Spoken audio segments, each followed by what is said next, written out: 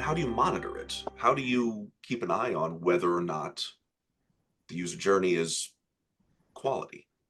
We call it now observability. Mhm. And observability is a multi-layered, complex way of looking at your system.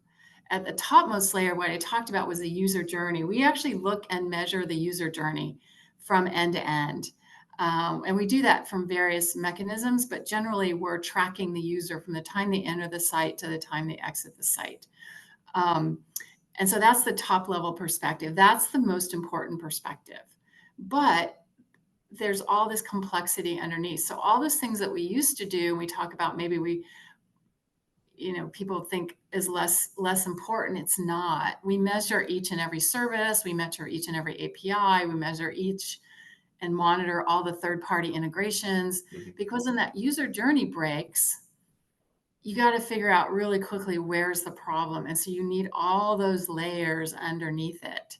So there's a lot of telemetry, and we're starting to leverage AI to actually measure to manage all that telemetry, because the journey goes wrong, but there's, you know, and I'm not exaggerating, hundreds of points of failure in there. Mm. And how do you find that quickly and repair it? So it is a multi-layered. We still measure SLOs and SLIs at the service level. We measure at the API levels. We're measuring at the third-party integration levels. But our top level metric is that user journey. And a lot of it is not just, like you said, it's not availability, it's the analytics.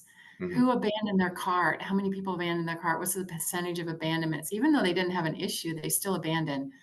And it's all that data that's, and it's a multi-layered perspective of your system. But the top level is always, how is the user doing?